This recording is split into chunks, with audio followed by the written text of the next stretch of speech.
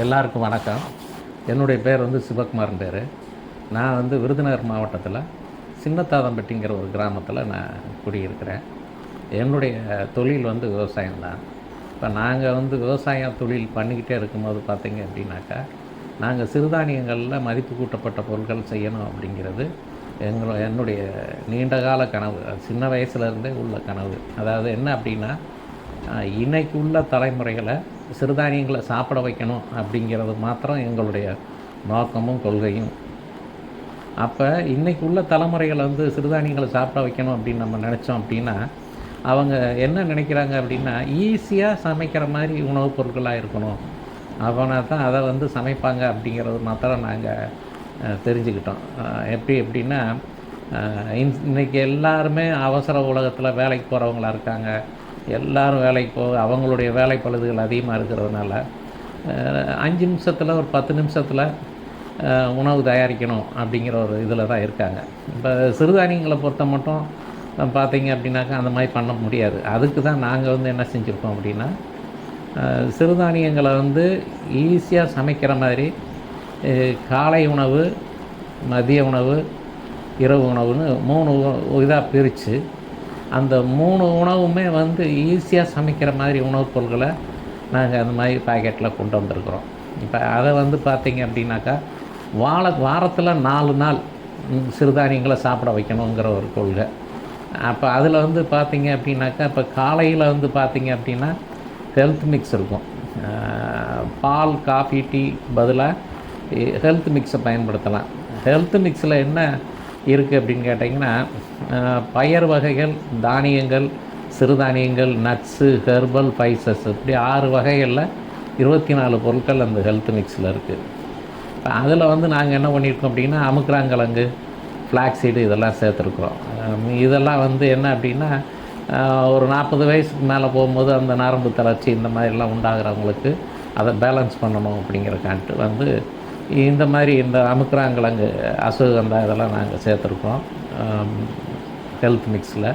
இப்போ அதை நம்ம காலையில் என்ன செய்யலாம் அப்படின்னு கேட்டிங்கன்னா, கூழ் மாதிரி காய்ச்சி சர்க்கரை நோயாளிகள் உப்பு போட்டு சாப்பிட்டுக்கலாம்.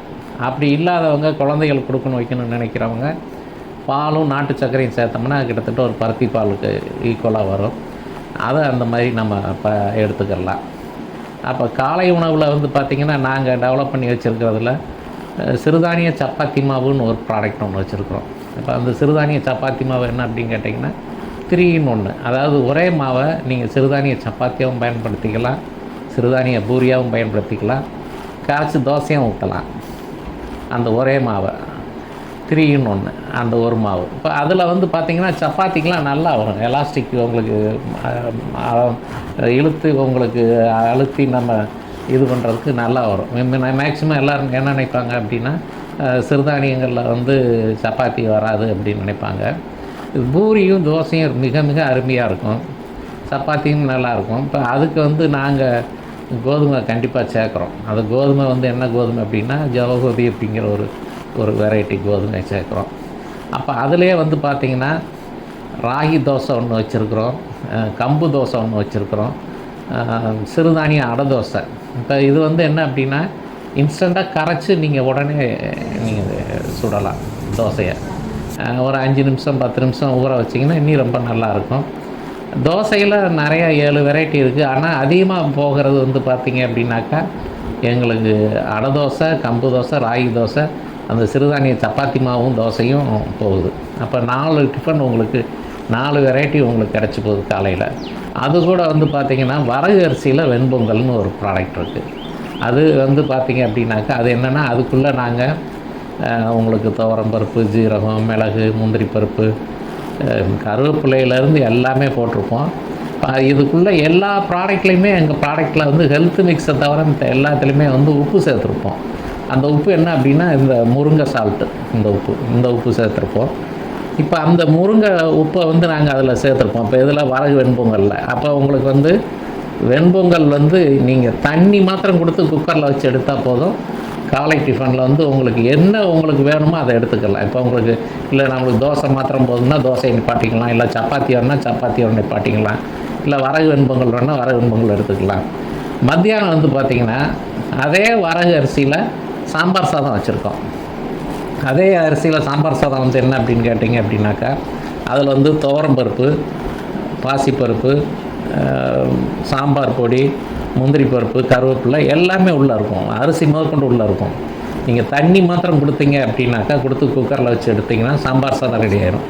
அது இன்னியும் சுவை வேணும் அப்படின்னா காய்கறிகளை வதக்கி நீங்கள் அது கூட சேர்த்து போட்டிங்கன்னா, காய்கறிகளுக்கு போடும்போது மாத்திரம் ஒரு சிட்டிக்கு உப்பு மாத்திரம் போடணும். போட்டால் சாம்பார் சாதம் ரெடி.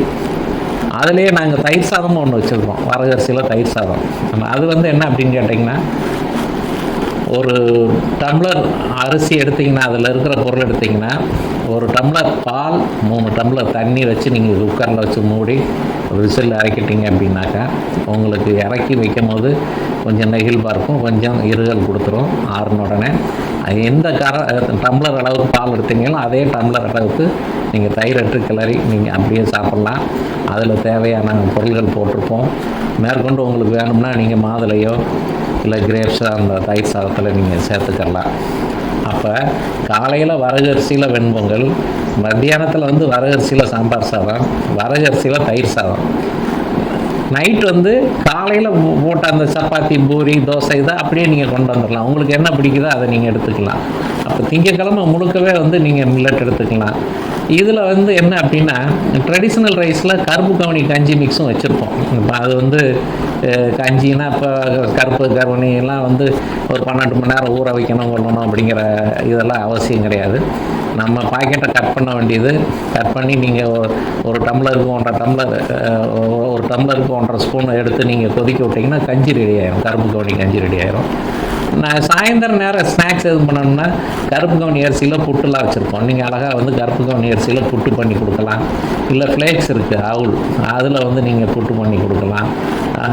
இந்த மாதிரி சாயந்தரம் நேரம் உங்களுக்கு கொடுத்துக்கலாம். செவ்வாய்க்கிழமை நார்மல் ஃபுட்டு நீங்கள் என்ன எடுப்பீங்களோ எடுத்துக்கலாம். அதே மாதிரி புதன்கிழமை இந்த தோசை வெரைட்டிலாம் நீங்கள் வச்சுக்கிட்டு அதுக்கு திணை அரிசியில் சாம்பார் சாதம், திணை அரிசியில் வெண்பொங்கல், மத்தியானம் சாம்பார் சாதம், மத்தியானம் தயிர் சாதம். அதே மாதிரி வாரத்தில் 4 நாள் எடுக்கிற மாதிரி. அதே மாதிரி பார்த்தீங்கன்னா வியாழக்கிழமை குதிரவாளி அரிசியில் வெண்பொங்கல், குதிரவாளி அரிசியில் சாம்பார் சாதம், குதிரவாளி அரிசியில் தயிர் சாதம். அதே மாதிரி சனிக்கிழமை விட்டுருங்க. ஞாயிற்றுக்கிழமை வந்து பார்த்திங்கன்னா சாமை அரிசியில் வெண்பொங்கல், சாமை அரிசியில் சாம்பார் சாதம், சாமை அரிசியில் தயிர் சாதம். இந்த மாதிரி ப்ராடக்ட். அதாவது நீங்கள் ஈஸியாக தண்ணி மாத்திரம் கொடுத்தீங்கன்னா குக்கரில் வச்சிங்கன்னா உங்களுக்கு மில்லட் ஃபுட்டுகளை நீங்கள் உடனே எடுக்கிற மாதிரி நாங்கள் ப்ராடக்ட்லாம் டெவலப் பண்ணி வச்சுருக்குறோம்.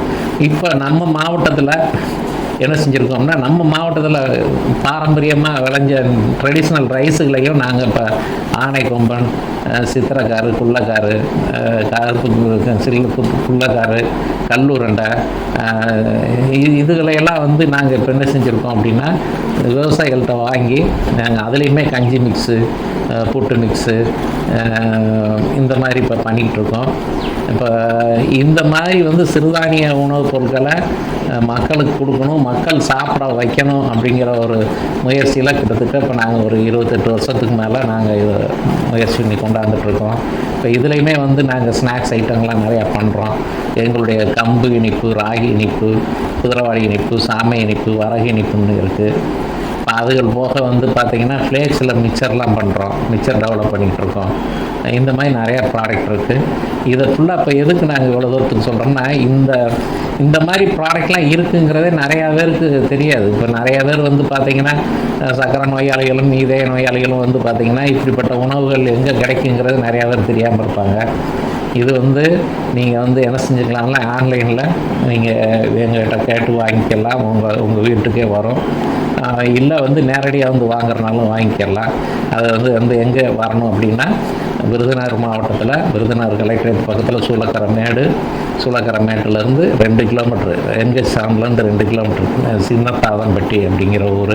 நீங்கள் மோத்தி மில்லட் ஃபுட் ப்ராடக்ட்னு போட்டாலேயும் கூகுளில் நீங்கள் செக் பண்ணாலே நீங்கள் வந்து இங்கே வந்து வாங்கலாம். அப்படி இல்லாட்டினாலும் உங்களுக்கு கொரியர்லேயும் நாங்கள் அனுப்பிச்சி வைக்கிறோம். நன்றி.